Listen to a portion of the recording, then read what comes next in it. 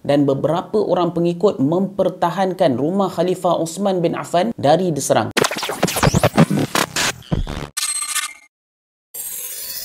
Assalamualaikum warahmatullahi ta'ala wabarakatuh. Abdullah bin Sabah memulakan kerjanya sebagai pemecah umat Islam dengan mencipta aliran yang bernama Wisayah. Dia juga menambah lagi falsafah baru ini dalam aliran Wisayah dengan meletakkan hak ilahi, yang mana falsafah ini berasal dari fahaman agama Majusi Parsi yang bertapak di Yaman sebelum Islam datang membawa sinar Islam sebenar. Menurut aliran ini, Sayyidina Ali bin Abi Talib paling berhak menjadi khalifah kerana bagi fahaman Wisayah ini, Sayyidina Ali dilantik menjadi khalifah secara langsung dari Allah Subhanahu Wa Taala. Dan nak dijadikan isu ini bertambah panas lagi, aliran Wisayah ini mengatakan Sayyidina Uthman bin Affan adalah perampas hak khalifah dari Sayyidina Ali bin Abi Talib. Abdullah bin Sabah ini bekerja keras dengan menimbulkan kekeliruan di kalangan umat Islam, di samping dia juga mencari orang-orang yang boleh menjadi pengikut serta mencari orang-orang yang membenci Sayyidina Uthman bin Affan untuk melakukan pemberontakan. Bila pengikut aliran Abdullah bin Sabah ini dah bertambah banyak, waktu itulah dia telah mengarahkan pengikutnya untuk melakukan serangan ke kota Madinah.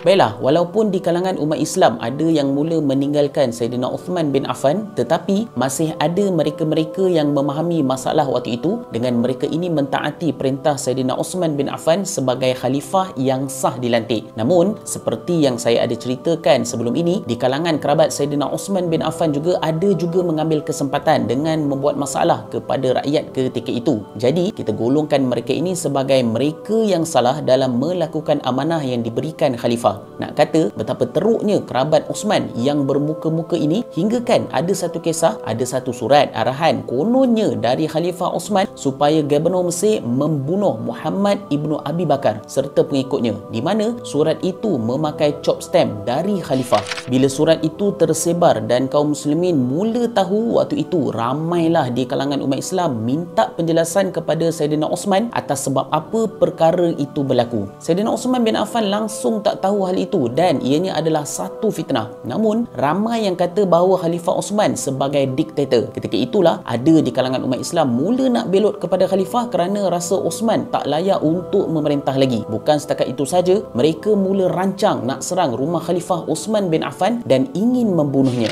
Tetapi dalam keadaan ramai yang memusuhi Sayyidina Uthman bin Affan, ketika itulah kita lihat Sayyidina Ali bin Abi Talib menjadi penyokong kuat Sayyidina Uthman kerana beliau percaya dengan khalifah. Ketika pemberontak mula buat serangan ke atas rumah khalifah, Sayyidina Ali bin Abi Talib telah suruh anaknya Hasan dan Husain dan beberapa orang pengikut mempertahankan rumah Khalifah Uthman bin Affan dari diserang. Namun takdir daripada Allah Subhanahu Wa Taala, mereka tak dapat nak pertahankan khalifah kerana pemberontak terlalu ramai sehingga Khalifah Uthman bin Affan telah terbunuh dalam serangan itu. Begitulah kisah Sayyidina Uthman bin Affan sebagai khalifah ketiga di dalam Islam, dan beliau telah mati syahid ketika diserang, dan waktu itu juga beliau sedang membaca Al-Quran. Moga Allah Subhanahu Wa Taala merahmati Khalifah Uthman bin Affan, sahabat Nabi Muhammad sallallahu alaihi wasallam.